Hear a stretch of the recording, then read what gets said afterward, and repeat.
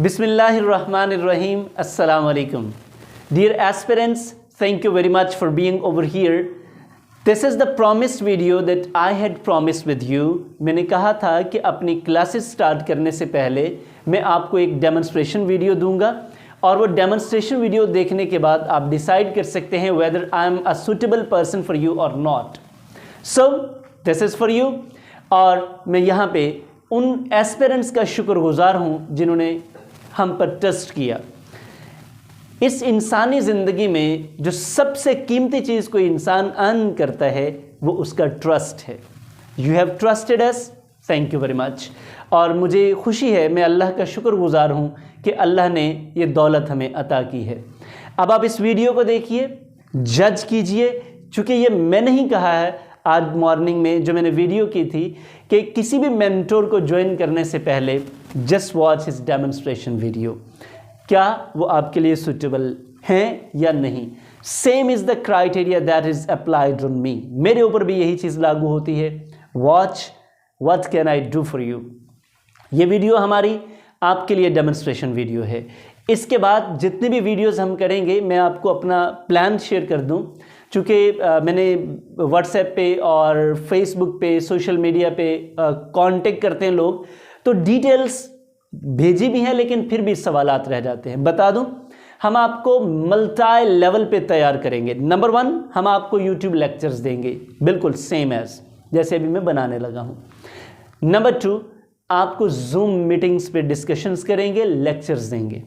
Number 3, WhatsApp discussion board होगा हमारा जिसमें आप अपनी लर्निंग और दूसरों की लर्निंग शेयर करके कोलैबोरेटिव लर्निंग होगी हमारी। नंबर 4, आपके वीकली क्विज़ होंगे, डेली बेसिस पे भी क्विज़ हो सकता है और वीकली क्विज़ ज़रूर होगा। चूँकि असेसमेंट हो जाएगी कि आपने फुल वीक में क्या लर्न किया। उसके बाद मंथली असेसमेंट है। Just keep it in mind कि फिजिकल क्लासेस से बेहतर हम इंशाल्लाह आपको माहौल देंगे। और ये सिर्फ हम प्रॉमिस ही नहीं कर रहे, इंशाल्लाह will come up with our promises. आप देखेंगे और आपको यकीन भी है। आपका शुक्रिया। आइए बढ़ते हैं वीडियो की जानिब और जानते हैं कि आज इस वीडियो में आपके लिए मैं क्या लेके हाजिर हुआ हूँ। जी, आज का जो फैंटास्टिक टॉपिक ऑफ डिस्कशन है that is from Anglo Saxon poetry and none other than one and only the legend of Beowulf. You know कि इसके अलावा हम और किसको एंग्लो सैक्सन पोइट्री में से अगर इसे चूज़ ना करें तो किसे चूज़ करेंगे। The importance of the legend of Beowulf. और कोई भी एग्ज़ाम ऐसा नहीं होता समहाउ अगर एंग्लो सैक्सन पोइट्री की बात की जाए, बिफोर चौसरियन एज की बात की जाए तो इसे सिलेक्ट ना किया जाए, इसमें से क्वेश्चन ना पूछा जाए। सबसे पहले हम ये देखेंगे कि उस वक्त जो हम चूँकि ये बात कर रहे हैं एंग्लो सैक्सन पीरियड की, तो ये स्कैंडिनेवियन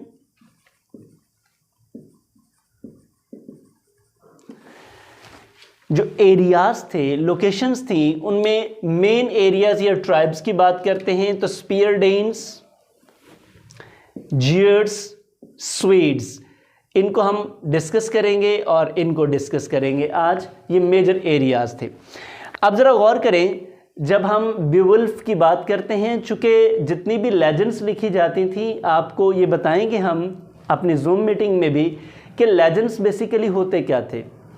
जो किसी भी इरा में जो उनके हीरोज़ होते थे जिन्होंने कुछ हेरोइक डीड्स परफॉर्म किए होते, उनको याद रखने के लिए वो लेजेंड्स बना दिया करते। अब ये इसी तरह की एक लेजेंड है, जैसे कि बीवुल्फ के नाम से है तो उसके जो हेरोइक डीड्स थे उनकी जैसे कमेमोरेशन के लिए ये वाला एक पूरा जो एपिक लिखी गई, इसको याद रखने के लिए बीवुल्फ के डीड्स को।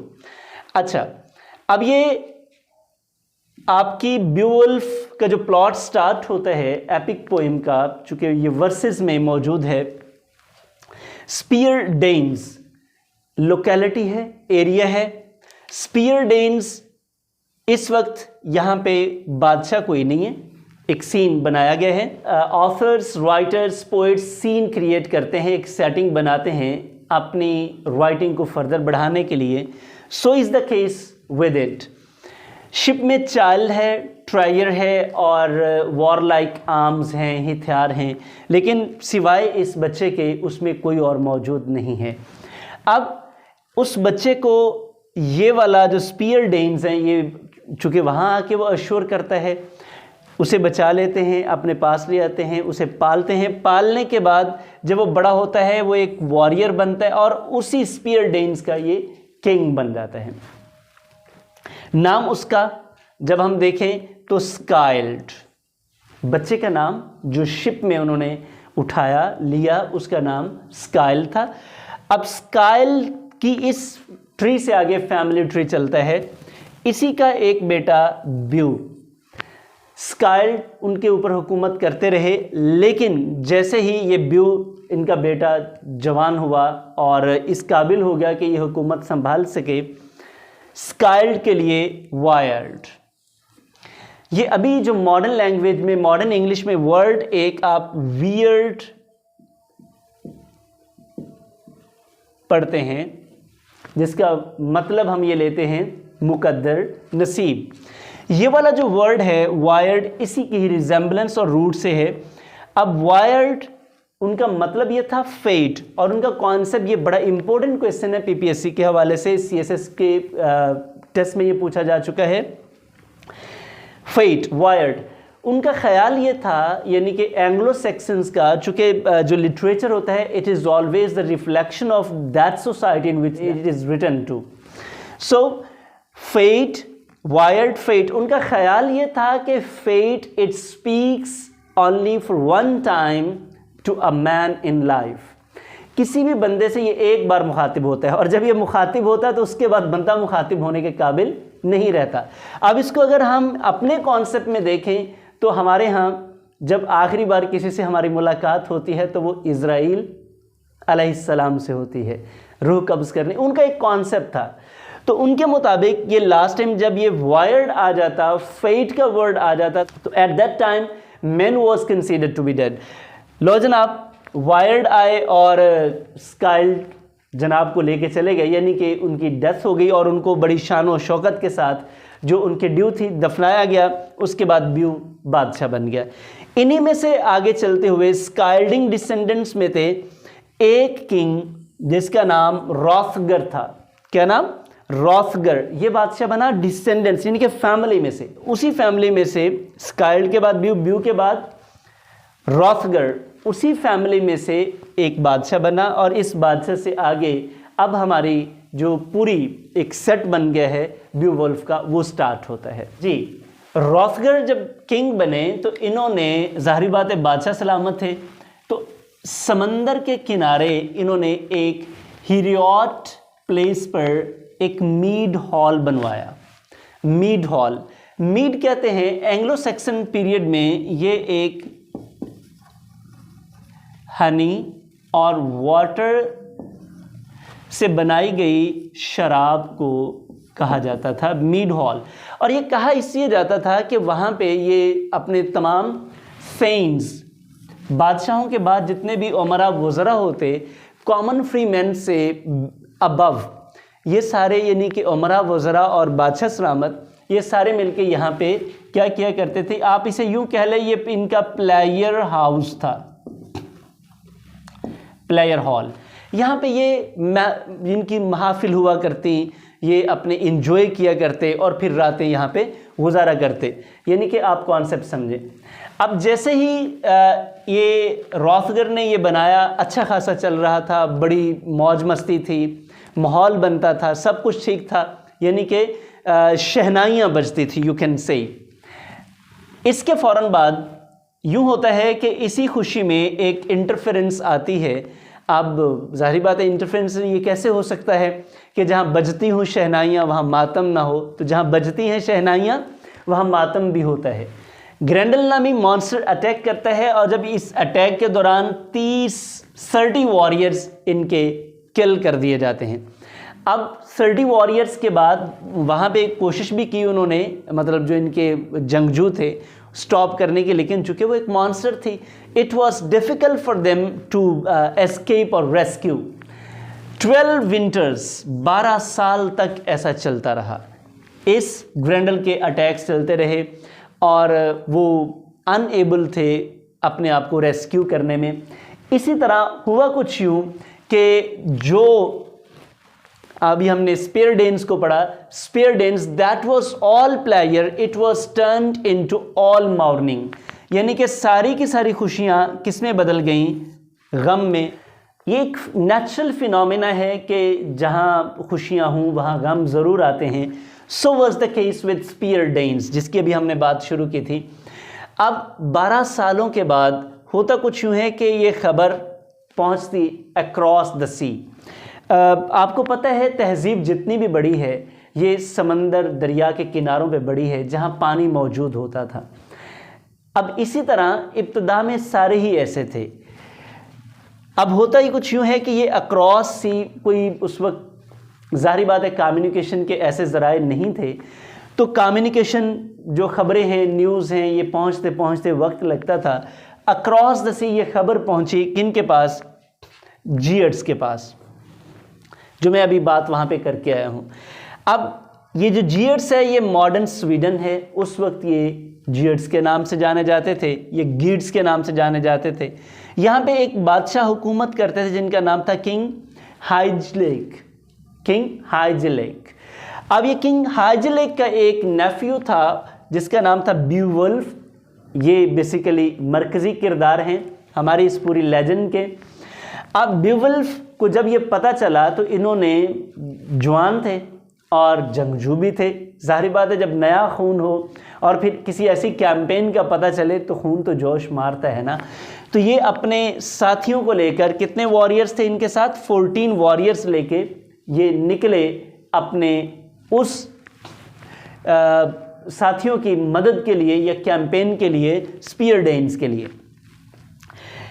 स्पीयर डेन्स के पास जब ये अक्रॉस सी वहाँ पहुँचे तो इनको बहुत अच्छे तरीके से वेलकम किया गया।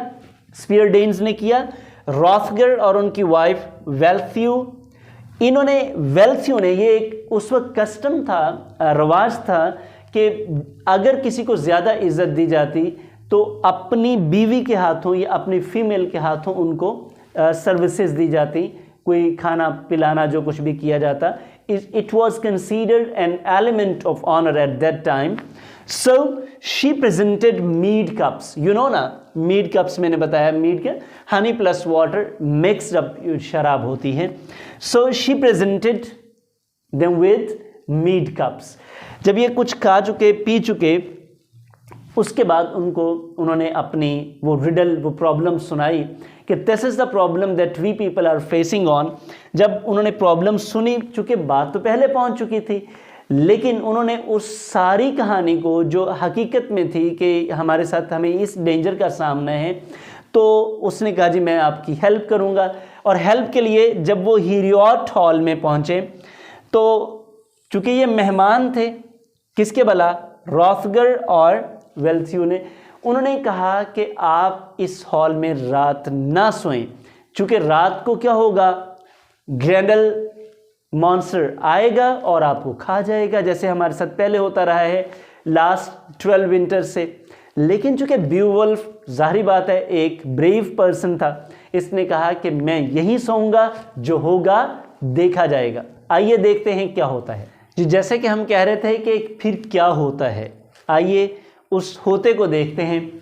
जनाब ग्रेंडल अटैक करते हैं और ये अपने वॉरियर्स के साथ, जो 14 वॉरियर्स इनके साथ आते हैं, उनमें से एक स्लीपर जो वहाँ सोए होते हैं उसे उठा के एज़ यूजुअल, जैसा कि वो ग्रेंडल की जो हैबिट थी उसी तरह ही होता था, उसे खा के हड़प। अब बारी नेक्स्ट जो स्लीपर होते हैं वो बीवुल्फ होते हैं। ये एक इंटेंशनल सीक्वेंस था। जैसे ही वो अपना आर्म या अपना आप कह लें क्लॉ इसके ऊपर डालने लगता है मॉन्स्टर, ये आगे से उसे ग्रिप कर लेता है और ये स्टील लाइक ग्रिप होती है। इस स्टील लाइक ग्रिप से होता कुछ यूँ है कि मॉन्स्टर को तकलीफ़ इतनी महसूस होती है कि वो, ज़ाहिर बात है एक मॉन्स्टर है विद हैवी स्ट्रेंथ है, वो पूरी ज़ोर से छुड़ाने की कोशिश करता है, लेकिन इसका पंजा इतना मजबूत होता है कि मॉन्स्टर भी इसे छुड़वा नहीं पाता। अब मॉन्स्टर इसे घसीटता है, इधर मारता है, उधर मारता है। अब जो बेंच हैं सोने के, वो सारे के सारे सामान, पूरे का पूरा हॉल जो है उसका ये बुरा हश्र कर देते हैं। यूँ लग रहा होता है कि पूरे के पूरे हाल में क्वेक्स आई मीन जलजला आ जाता है, इस तरह होता है कि यूँ लगता है कि जैसे पूरा हॉल गिर जाएगा, लेकिन वो गिरता नहीं है और घसीटते हुए ग्रेंडल बीवुल्फ को हॉल से बाहर ले जाता है।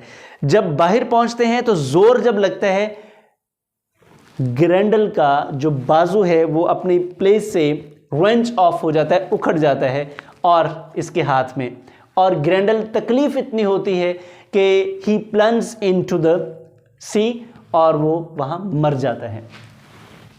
अब इसी तकलीफ में जब वो समंदर में उसकी डेथ हो जाती है, एक आफत से, एक अफरियत से इनकी जान छूट गई। ये नंबर 1 कैंपेन थी। अब ये एक उसूल रहा है एंग्लो सेक्सन के बाद एंग्लो नॉर्मन्स में भी, और इवन के इट कंटिन्यूज, स्टिल कंटिन्यूज। लेकिन उस वक्त कुछ ये ज़्यादा था कि जो ट्राइब्समैन होते थे उनके लिए ज़रूरी था कि वो अपने लोगों का रिवेंज लें, ये उनके यहाँ कस्टम था। तो अब ये ग्रेंडल्स मदर अटैक करती है, वो रिवेंज यानी कि वेंजियंस में बदला लेने के लिए। जब ग्रेंडल की मदर अटैक करती है, अब ये अपनी मौज मस्ती में थे, इनको था कि अब हमने अफरियत से जान छुड़ा ली है, मॉन्स्टर से हमारी जान छूट गई है, लेकिन मॉन्स्टर की मदर अब बदला लेने आई। अब जब वो रात को आती है, आके वो सिर्फ एक बंदा उठा के ले जाती है, एस्चर। ये काउंसलर था बादशाह का, ना, जो किंग था, किंग का काउंसलर, रॉथगर का काउंसलर। अब ये इसे उठा के ले जाती है। अब यहाँ पे एक बड़ा शानदार डायलॉग है, और अगर आपका दिल चाहे तो बीवुल्फ को ज़रूर पढ़िएगा। बहुत क्लासिकल लाइंस हैं, बड़ी शानदार लाइंस हैं। रॉथगर और दोनों के दरमियान में, बीवुल्फ के दरमियान में एक डायलॉग होता है, उसे कहते हैं कि दोस्त वो है जो बजाय इसके कि मातम करे उसका रिवेंज ले। आपको मातम करने की बजाय रिवेंज लेना चाहिए। आओ चलते हैं। इसी तरह बीवुल्फ ये कहकर, लाइंस कहकर अपने सिपाहियों को साथ लेता है और समंदर में डाइव करता है। अब जाहिर बात है उसने जब जाना है तो मॉन्स्टर के केव में जाता है समंदर में। वहाँ पे उनकी बड़ी खौफनाक लड़ाई होती है, ब्लडी फाइट।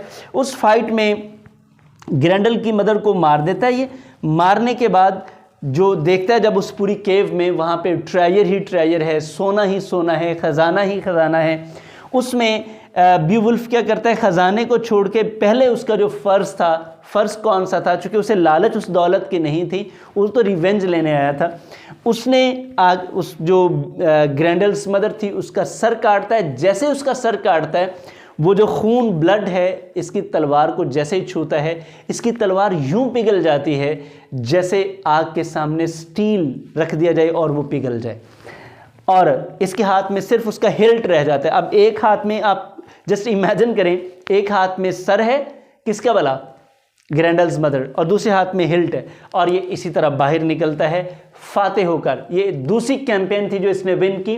यस, बीवुल्फ की campaign number 3 but the last one, और इनको हुकूमत करते 50 साल हो गए हैं। अब यहाँ पे इनको सामना है, और ये कहा जाता है old age is a fatal disease. सबसे बड़ी बीमारी जो इंसान को लग सकती है, मोहलक बीमारी लग सकती है, वो बुढ़ापा। बुढ़ापे में आपको कोई भी बीमारी ना हो, सिर्फ बुढ़ापा ही काफ़ी है। जनाब बूढ़े हो चुके हैं और ड्रैगन्स अटैक होता है जी। यहाँ पे ड्रैगन जिसके मुंह से आग निकलती है, आप देखते हैं ये कार्टून्स में दिखाया जाता है ड्रैगन्स को। अब जाहिर बात है बीवुल्फ की पूरी लाइफ कैंपेन्स में, चैलेंजेस में गुजरी है, उसके लिए तो ये प्रॉब्लम नहीं था। He again comes as a champion to fight for his people, अपने लोगों के लिए लड़ने के लिए आता है। ड्रैगन एक ताकतवर मॉन्स्टर है। अब वो क्या करता है, इसे फायर और स्मोक में, दोनों में रैप अप कर देता है। जब ये रैप अप होता है तो इसी दौरान अल्टीमेटली ये मार तो उसे देता है, कत्ल कर देता है ड्रैगन को, लेकिन ये जो आग है, जहरीली आग, इसके लंग्स में एंटर हो जाती है। जब लंग्स में एंटर होती है तो definitely what can you understand, अब क्या होगा, now it's going to be end. लेकिन इस आग से इसका एक सिपाही विगलैफ बचा लेता है बीवुल्फ को। अब बीवुल्फ क्या करता है, इस विगलैफ को भेजता है इसके मॉन्स्टर के केव में, जो ड्रैगन है, ड्रैगन के केव में भेजता है। वहाँ से वो काफ़ी सारा सोना उठा के ला के इसके कदमों में रख देता है और अब Beowulf is going to die, क्योंकि the word of wild has come. बताया था ना मैंने कि जैसे ही वाइल्ड आता है उसके बाद पर्सन की ज़िंदगी के मज़ीद सांस बाकी नहीं बचते। तो ये बड़ी एक सेटिस्फेक्शन वाली लाइफ गुजार के सेटिस्फेक्शन की मौत मरता है। क्यों सेटिस्फेक्शन है इसे? चूँकि इसने काफ़ी सारी दौलत इकट्ठी कर ली है अपने लोगों के लिए, उनके लिए अमन इकट्ठा किया है, यानी कि पैदा कर लिया है और उनको सर्व किया है और उनको इसने हमेशा के लिए एलिवेट कर दिया अपनी नस्ल को। अब इस पूरी बेवुल्फ में जो चीज़ें हमने डिस्कस की हैं, जो एग्ज़ाम के हवाले से भी आपको पूछी जा सकती हैं, और ये अभी MCQ आपका एक जस्ट क्विज़ भी है जो कि मैंने पहले ही फॉर्मेट किया हुआ है, आपको इस वीडियो के डिस्क्रिप्शन में मिलेगा, आपको उसे सॉल्व भी करना है, आपको इस वीडियो की लर्निंग का अंदाज़ा हो जाएगा। कुछ चीज़ें आपको देखनी है। नंबर 1, जैसे वायर्ड की बात हम कर रहे हैं, ये बड़े स्पेसिफिक थे कि जैसे ही वायर्ड यानी कि फेट का जो रोल है बहुत ज़्यादा ये समझते थे कि उसके बाद अगली कोई बात नहीं हो सकती। नंबर 2, ये लेजेंड 16th सेंचुरी में लिखी गई 182 लाइन्स हैं और एलिट्रेटिव लाइन्स हैं। ये हम डिस्कस करेंगे लिटरेरी टेक्निक्स में, लिटरेरी डिवाइसेस में, है ना, बताया था मैंने। यस, उसके बाद ये एपिक पोइम है। मज़ीद इसके बारे में जो फैक्ट्स हैं वो हम ज़रूर डिस्कस करेंगे, लेकिन फिल वक्त इतना ही, चूँकि ये जस्ट एक डेमो सेशन है आपका। इसके बारे में बहुत सारे हक़ाइक़ हैं जो हम डिस्कस कर सकते हैं, लेकिन these were the major ones for your comparative exam. Yes my dears, आपने पूरी वीडियो वॉच की। इस तरह की मज़ीद वीडियोस आपको पूरे सेशन में मिलेंगी इंशाअल्लाह, और ये जस्ट लिटरेचर के ऊपर है, हिस्ट्री पे है। अभी ज़ाहिर बात है आपको लिंग्विस्टिक्स की ज़रूरत है, आपको ग्रामर की ज़रूरत है, वोकैब की है, और जो लिटरेरी जायंट्स हैं, डिफरेंट जॉनरेज हैं, उनके ऊपर हमने बात करनी है। तो पॉसिबली हमें एक से ज़्यादा वीडियोज़ एक दिन में देखनी होंगी और करनी होंगी, और ज़्यादा बर्डन आपके लिए नहीं है, मेरे लिए है। आपके लिए हम आसानी पैदा कर रहे हैं। मैं आपसे ज़्यादा वर्क करूँगा, लेकिन you have to work for yourself as well. तो अगर आपको ये वीडियो पसंद आए, आपको लगे कि ये चीज़ें आपके लिए बेनिफिशियल हैं और इस तरह की मज़ीद वीडियोज़ आप चाहते हों, आप हमारी जूम मीटिंग्स में आके हमारे टेस्ट भी देना चाहते हों, डिस्कशंस करना चाहते हों, मज़ीद लर्निंग्स चाहते हों, ये सारी चीज़ें, तो आपको हमारे सेशंस ज्वाइन करने होंगे। Entirely up to you, choice is yours, मैं आप पे छोड़ता हूँ। तो अगर आप ज्वाइन करना चाहते हैं और रियली आप एक लेक्चरर भी बनना चाहते हैं और अपनी लर्निंग को इम्प्रूव भी करना चाहते हैं, तो हमारे सेशन ज़रूर ज्वाइन कीजिए। चूँकि आप सब लोग ऑलरेडी मास्टर्स या BS किए हुए हैं, मैं आपको गारंटी करता हूँ कि ये वाली लर्निंग आपकी as a teacher, as a lecturer, और आप कहीं भी जाएंगे आपकी इंग्लिश स्किल को इतना इम्प्रूव कर देगा कि आप एक डिफरेंट टीचर होंगे, आप एक डिफरेंट लेक्चरर होंगे, आप एक डिफरेंट मेंटोर होंगे। तो इन्वेस्ट इन योरसेल्फ, अपनी ज़ात में इन्वेस्ट कीजिए। इट इज़ गोइंग टू पे यू अ लॉट। मैं सिर्फ आपको एम्पावर करना चाहता हूँ, और वो तमाम लोग जिन्होंने हमें ज्वाइन किया, many felicitations to all of you. You have done the very right decision, and this is the wisest decision that you have made. Thank you very much.